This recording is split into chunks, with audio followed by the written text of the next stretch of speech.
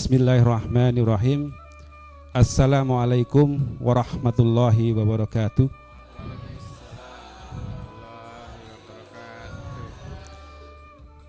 Bapak Ibu Majelis Al-Jannah Pengadilan Agama Wonosari yang berbahagia, sebelum acara tausiah pada sore hari kita mulai, marilah kita panjatkan puji syukur kehadirat Allah Subhanahu wa taala yang telah mengizinkan kita untuk hadir pada acara hari ini. Dan di tengah kita telah hadir Bapak Kiai Haji Barwanto yang akan menyampaikan tausiah dengan judul Belajar Ikhlas. Kepada beliau kami silahkan. Assalamualaikum warahmatullahi wabarakatuh.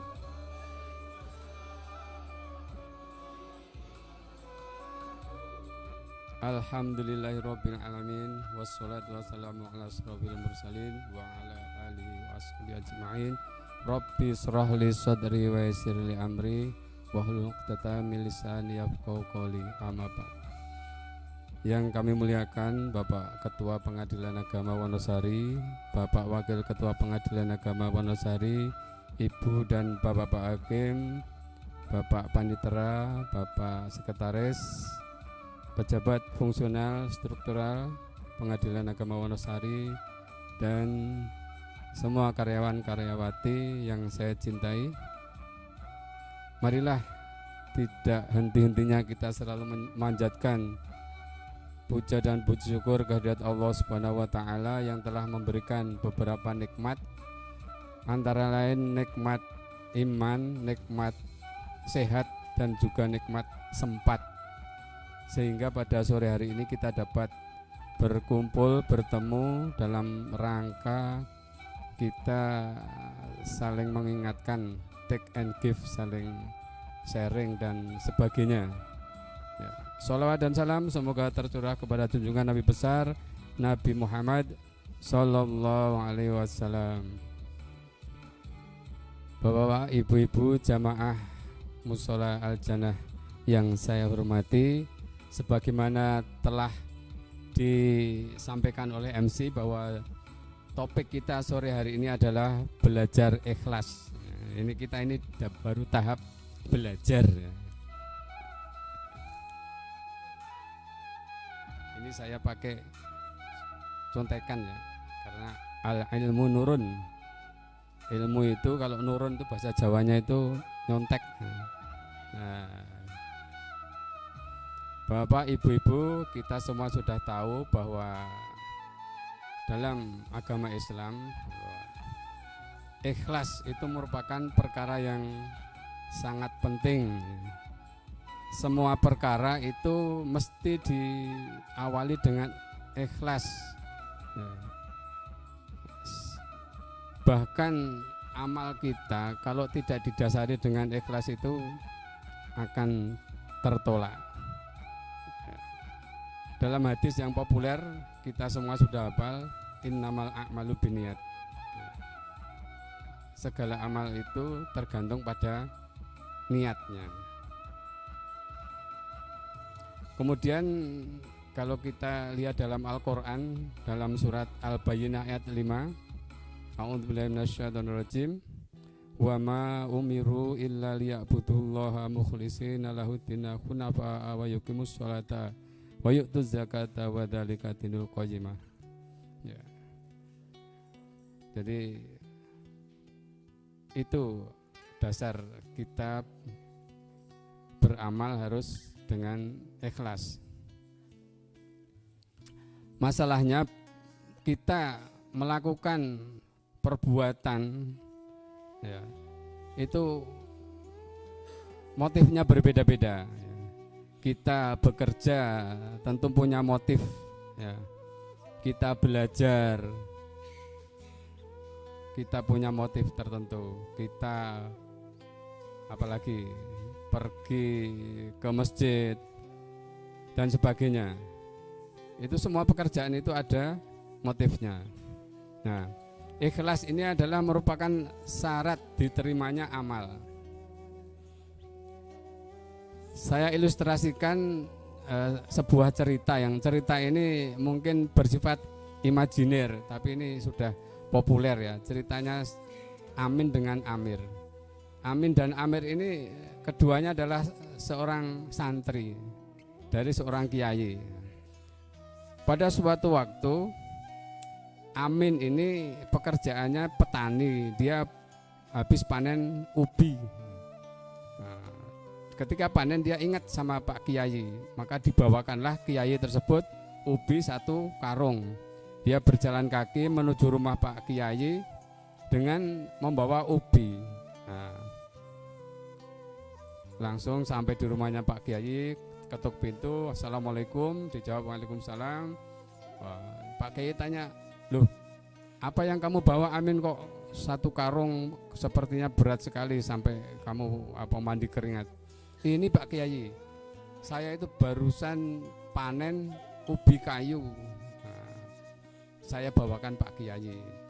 Pak Kiai langsung berterima kasih kepada santrinya yang masih ingat dengan beliau. Kemudian Pak Kiai berpikir, apa yang akan kita kasihkan ini kepada Amin ini. Terus Pak Kiai ke belakang tanya sama istrinya, Bu, ini ada santri saya namanya Amin membawakan ubi 1 karung, apa yang kita berikan kepada Amin? Waduh, kita ini tidak punya apa-apa, kata Bu Nyai kan. Tapi di belakang itu ada seekor kambing, itu aja yang kita punya. Gimana kalau itu aja kita kasihkan? Oh ya, oke, setuju. Jadi akhirnya Amin yang membawa 1 karung ubi tadi pulangnya nuntun kambing 1 ekor. Nah, ketika nuntun kambing pulangnya ketemu Amir. Amir tanya, Min, dari mana kamu kok bawa kambing sebesar itu? Bagus lagi bulunya katanya. Amin bilang, ini dari Pak Kiai katanya.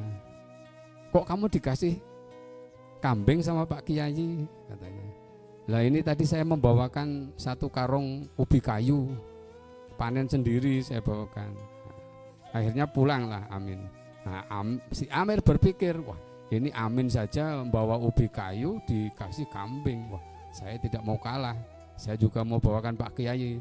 Akhirnya karena dia si Amir itu orang kaya, dia belikan durian Pak Kiai, satu karung juga dia bawa ke sana. Assalamualaikum Pak Kiai, ini saya bawakan durian. Terus, oh iya ya terima kasih, wah ini santriku hebat-hebat ini, ingat semua sama Kiai. Terus Pak Kiai ke belakang lagi bilang sama istrinya, apa kita kasihkan si Amir ini Bu? Nah kita sudah tidak punya apa-apa katanya. Tidak apa-apa, ubi aja dikasihkan. Akhirnya Pak Kiai ketika si Amir pulang dibawain lah ubi. Amir, ini saya tidak punya apa-apa, punyanya ubi ini dari Amin tadi yang ngasih, katanya bawa aja ini katanya. Setelah pulang dari Pak Kiai, si Amir tadi gerundel gedumel lah, artinya wah ini yang untung Amin ini bawa ubi dikasih kambing, saya bawa durian dikasih ubi gitu. Nah itu gambaran ya masalah ikhlas. Kalau dalam Al-Quran itu ada namanya surat Al-Ikhlas. Itu juga gambaran bagaimana ikhlas itu ya. Dalam surat Al-Ikhlas itu tidak tergambar kata-kata ikhlas, ya kan? Tidak ada kata-kata ikhlas, tapi dinamakan surat Al-Ikhlas. Ya. Jadi tidak ada tergambar, tidak ada disebut ikhlas, tapi dinamakan surat Al-Ikhlas. Ya, itu. Coba nanti dicari apa sebabnya. Atau tanya Pak Ketua, ingin tahu dia.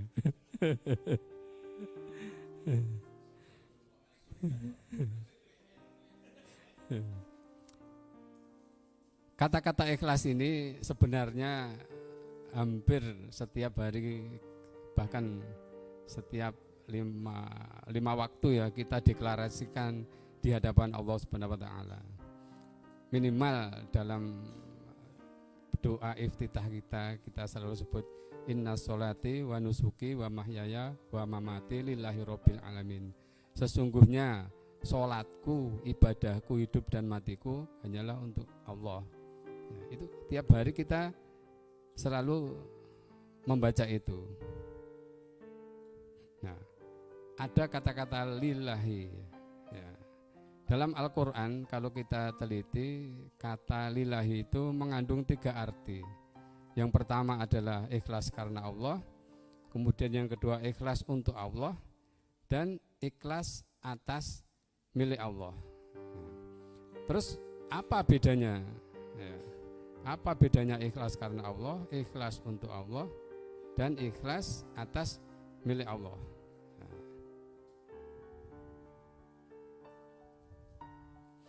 Nah, ketiga tadi itu juga merupakan tingkat keikhlasan. Yang pertama itu ikhlas karena Allah itu tingkat 1, ikhlas untuk Allah itu adalah tingkat 2, kemudian ikhlas atas milik Allah itu tingkat yang paling tinggi, tingkat yang ketiga. Kalau Imam Al-Ghazali itu menyebutkan bahwa ikhlas itu secara sederhana adalah sidqun niyah fil amal, yaitu lurusnya niat dalam beramal, baik ibadah mahdoh maupun ghairu mahdoh atau dalam bermuamalah. Nah, baiklah kita masuk ke jenjang ikhlas yang pertama adalah ikhlas karena Allah. Bahwa dalam kehidupan sehari-hari persoalan kita itu adalah kita itu terlalu sering melakukan amal bukan karena Allah tetapi karena manusia.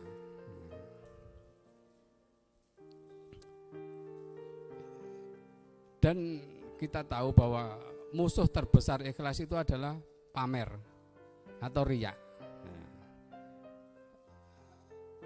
Riya itu sifatnya sangat halus ya, dan sangat terselubung. Jadi kita sering melakukan riya tanpa kita menyadari.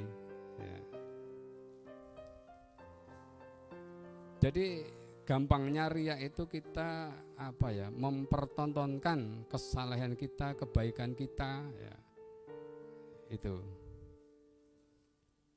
Kemudian ada saudaranya riya itu adalah sum'ah. Sum'ah itu gampangnya kita menceritakan kebaikan-kebaikan kita, kebajikan-kebajikan kita kepada orang lain, baik secara visual maupun auditorial. Dua-duanya itu tujuannya sama, yaitu ingin mendapat pujian, ingin mendapat atensi dari orang lain. Itu namanya sum'ah. Ali bin Abi Thalib menyebutkan bahwa riya itu ada 2 tanda-tandanya. Yang pertama, orang yang suka melakukan perbuatan atau amal karena riya itu cenderung berbeda ketika berjamaah dan ketika sendiri. Contohnya, sebelum saya lanjutkan berbicara masalah riya itu, kita tidak menyinggung orang lain ini ya. Tentu kita masing-masing mari kita menuding pada diri kita sendiri ya. Karena tadi riya itu tidak kentara ya, sifatnya itu halus dan terselubung ya, itu. Jadi tanda-tandanya dalam beramal itu kita cenderung berbeda ketika kita berjamaah atau sendiri. Ketika sholat di rumah itu saya biasanya seperti itu, gesit lah, cepat itu. Jadi Allahu Akbar, Allahu Akbar, Sami Allahu liman hamidah. Cepat sekali.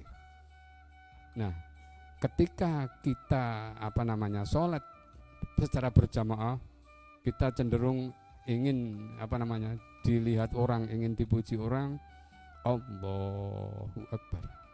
Lama, doanya lama ya. Fatihahnya lama, suratnya panjang. Seperti itu. Nah, itu yang biasa kita lakukan.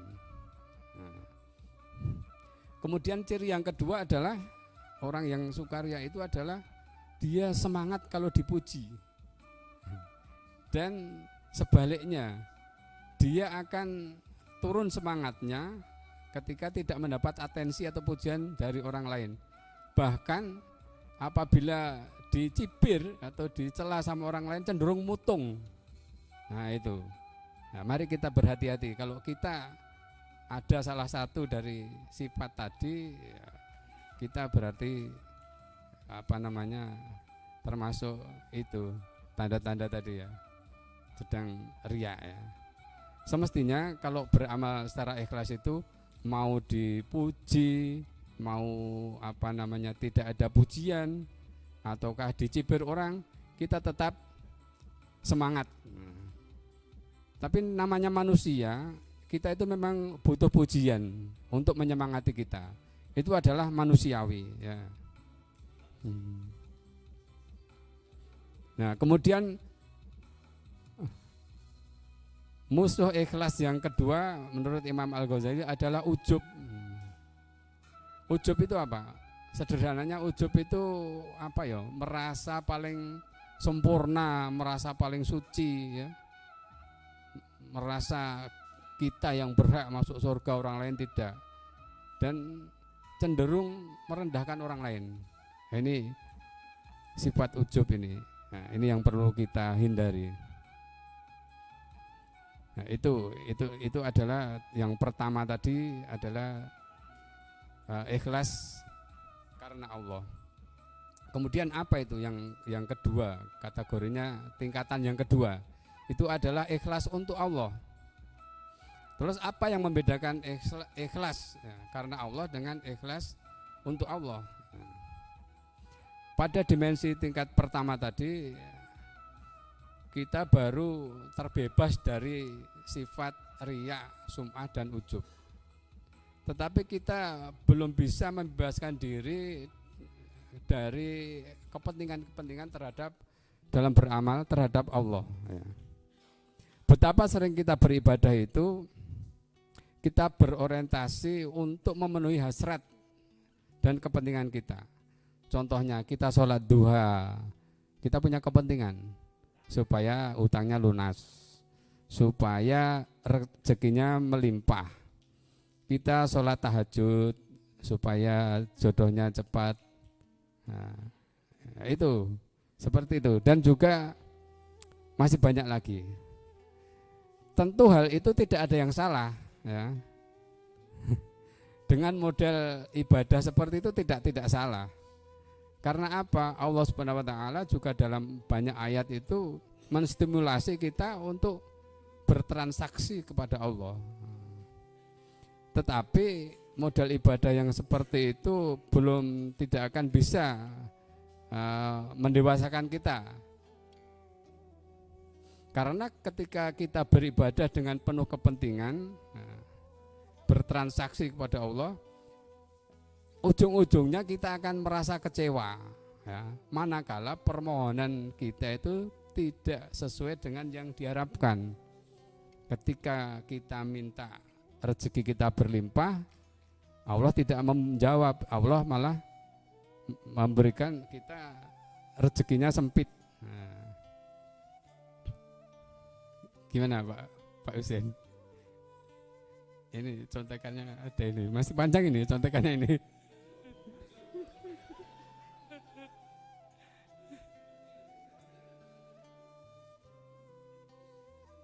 Itu contoh ini tanda-tanda waktu sekolah suka ngepek ini.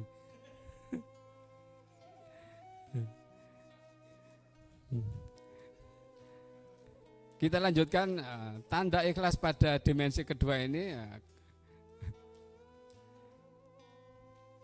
Tanda ikhlas pada dimensi kedua itu adalah kita memiliki rasa cinta kepada Allah Subhanahu wa taala. Itu kata kuncinya seperti itu ya. Maka Imam Al-Ghazali menyebutkan bahwa ada 3 model ibadah, bukan Imam Al-Ghazali ini, Ali bin Abi Thalib ya. Kita itu dalam beribadah itu ada 3 tipe model. Yang pertama adalah model Buddha. Buddha itu melakukan sesuatu karena takut kepada majikan. Ya. Dia melakukan sesuatu karena ada majikan karena takut ya, karena takut tidak digaji ya. Kemudian tipe kedua adalah tipe pedagang. Pedagang itu kita tahu selalu berhitung untung dan rugi. Berhitung untung dan rugi. Semuanya bersifat transaksional. Apa yang kita berikan dan apa yang kita dapatkan. Kita memberi sesuatu sekian, maka kita harus mendapatkan yang lebih dari apa yang kita berikan. Nah, itu.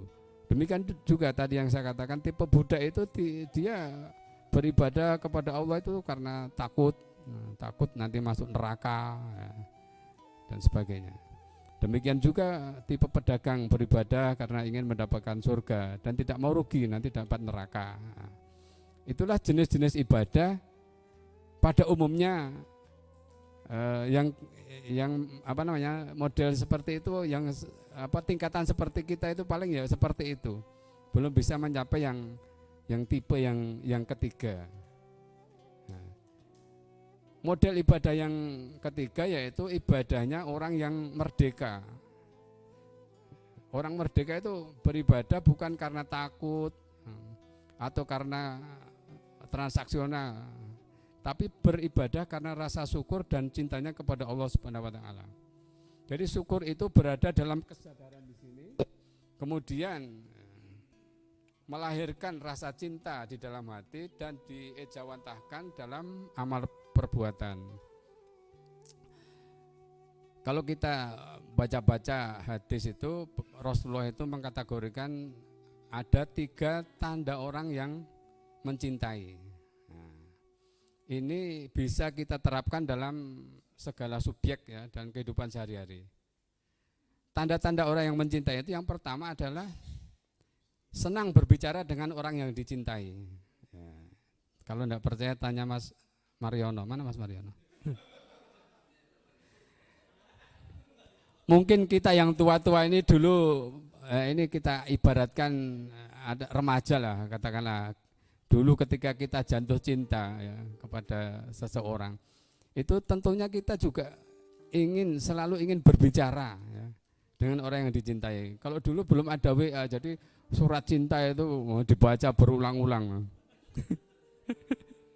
Terakhir ada tulisan maaf, tulisannya jelek.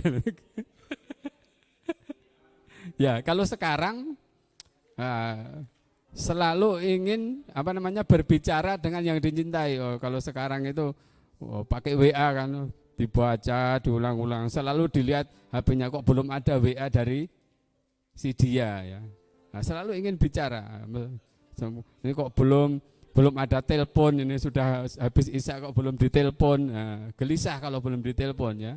Nah, demikian juga kalau kita cinta kepada Allah, selalu ingin berbicara. Nah, bagaimana caranya? Nah, Allah telah menurunkan kitab suci Al-Qur'an.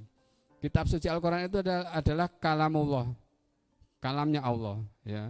Itu adalah surat cintanya Allah kepada umatnya. Tentu kalau kita mencintai Allah, kita ingin selalu membaca Al-Qur'an ya. Nah, Al-Qur'an itu kan bahasa Arab ya. Tentu kita berusaha untuk tahu artinya. Misalnya kita punya pacar orang Indonesia saja lah, tapi dia itu sok pinter nyurati kita pakai atau WA dengan kita itu pakai bahasa Inggris. Kalau kita cinta dengan orang tersebut, kita kira-kira pengen enggak tahu artinya itu? Mesti pengen tahu. Misalnya Mas Mariono di WA oleh Mbak Tika lah, katakanlah gitu. Contoh itu. Mbak Tika itu menggunakan bahasa Inggris, ya toh? Dia itu pakai bahasa Inggris kan. Nah, tentu Mas Mariono tidak hanya langsung menjawab I love you too, kan? Tidak mungkin, karena WA-nya panjang, mesti dia pengen tahu kan apa artinya ini yang di WA-kan ke saya ini apa, mesti kepengen tahu. Demikian juga ini Al-Quran ini adalah surat cintanya Allah kepada kita, yang bahasanya kita ada yang paham, ada yang tidak. Tentunya kita berusaha untuk mengetahui apa yang diinginkan oleh Allah dalam surat cinta itu. Ya. Kemudian tanda yang kedua adalah senang bertemu dengan yang dicintai. Nah, ini senang. Jadi misalnya sudah pulang kantor terus istirahat tidur, ini kok lama bener paginya ini, setelah kepengen masuk kantor ya, masalahnya pengen ketemu dengan seseorang. Nah, ini tanda-tanda kalau cinta. Jadi kalau ada kok rumahnya jauh kok selalu kok meruput pagi-pagi udah ke kantor, itu tanda-tanda itu. Nah, jadi ingin selalu bertemu dengan orang yang dicintai. Contohnya Pak Sapari.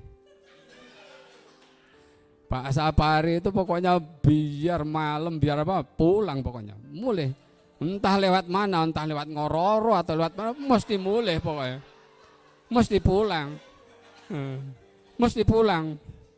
Saya salut betul Pak Sapari itu. Saya mau tanya sama Bu Sapari, apa ini yang dibaca-baca Bu Sapari, doanya apa itu loh. Pak Sapari itu luar biasa. Kalau dapat makan dari kantor, syukuran dari teman, tidak pernah dia makan, dibawakan istrinya. Meskipun itu dapatnya pagi-pagi, sarapan pagi, dibawa sore. Mbuh basi, pombo, rara ngerti, pokoknya digawake bojone. Itu luar biasanya Pak Sapari itu, hebat itu. Nah itu tanda-tanda bahwa cinta betul Pak Sapari dengan istrinya, ya, selalu ingin bertemu. Kalau yang jarang pulang itu dicurigai.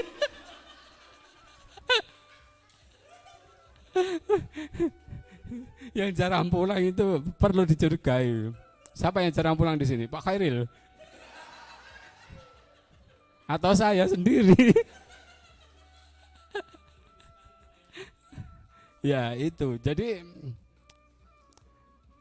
senang, selalu ingin berbicara dengan, itu tadi yang pertama. Senang berkumpul, bertemu dengan yang dicintai. Jadi demikian juga ini tadi kan diibaratkan kalau orang ya, manusia kan. Sekarang manusia dengan Allah. Kalau orang cinta kepada Allah tentu selalu ingin bertemu dengan Allah. Malam-malam sholat tahajud. Ya. Pokoknya begitu dipanggil adzan, Pak Andi sudah adzan, langsung sudah. Kalau perlu sebelum adzan sudah wudu. Karena ingin segera bertemu dengan yang dicintai yaitu Allah Subhanahu wa taala. Jadi ketika takbiratul ihram Allahu Akbar, itu secara fisik kita memang ada di bumi, tapi secara rohani ya kita sebenarnya sedang berkomunikasi dengan Allah. Begitu juga ketika jam 3 malam, nah ini Pak Sapari yang rajin membangunkan ini. Ketika jam 3 malam, bahkan Pak Sapari itu kadang tidak tidur dia, karena murojaah, kemudian sholat malam.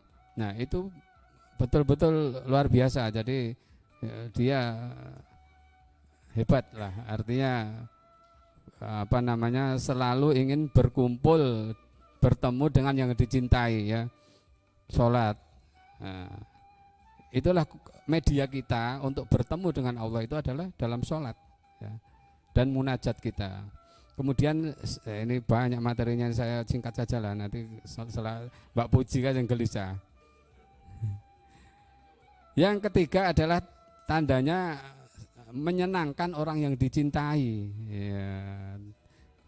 Tentunya misalnya ini orang masih pacaran itu ya, misalnya jalan bareng itu bilang, Mas itu kerudungnya bagus ya, itu kalau udah tahu itu udah tak beliin aja.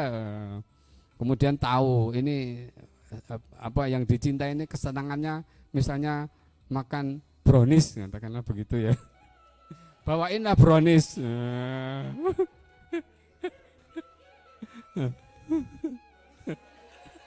Brownies Amanda, oh, itu terkenal dia. Jadi bahkan harapannya itu menjadi kewajiban. Harapan tadi misalnya, wah itu bakso di sana itu enak, itu kan harapan toh. Bagi pasangannya itu kewajiban, ayo besok kita makan bakso di sana. Nah, sekarang kita implementasikan dengan cinta kita kepada Allah. Ya, jadi tadi menyenangkan orang yang kita cintai. Ya, jadi Allah senang kalau hambanya itu suka bersedekah, bersedekah kayak Pak Husain itu rajin bersedekah. Karena itu memang Allah mencintai. Ya, kemudian Allah senang kalau hambanya itu suka sholat malam, suka baca Al-Quran. Nah, itu kita lakukan. bahkan harapannya itu menjadi seakan-akan kewajiban. Allah menganjurkan anjurannya ya, sholat sunat seperti sholat rawatib, sholat duha dan sebagainya. Itu kalaupun kita tidak lakukan kan tidak apa-apa, tapi kita seakan-akan wajib. Nah itu tadi betul-betul itu tanda cinta. Nah itulah ikhlas dalam dimensi kedua. Kemudian yang terakhir, ini sudah jam berapa lagi? Hah? Wah sudah jam 4 ya. Iya tepat loh jam itu, kita anu aja lah. Jam berapa Mas? Hah? Tepat itu. Nanti kita lanjut saja ke materi berikutnya. Kasihan yang jauh-jauh ya.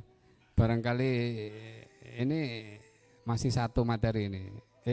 Ikhlas atas milik Allah ya, bersambung nanti kapan-kapan aja lah. Baik, terima kasih. Ini ada kurang lebihnya, mohon maaf. Banyak lebihnya, ini mohon maaf. Akhirul kalam, assalamualaikum warahmatullahi wabarakatuh. Terima kasih Ustadz atas tausiahnya pada hari ini. Semoga kita bisa mengambil manfaat dan menerapkannya pada kehidupan kita sehari-hari. Sekedar pengumuman untuk infak hari ini terkumpul 165.000. Terima kasih Bapak Ibu, semoga dicatat menjadi amal jariah. Amin. Demikian untuk acara hari ini. Marilah acara ini kita tutup dengan lafaz ta'mid bersama-sama. Alhamdulillahirabbil alamin. Dari saya ada kurang lebihnya mohon dimaafkan. Wassalamualaikum warahmatullahi wabarakatuh.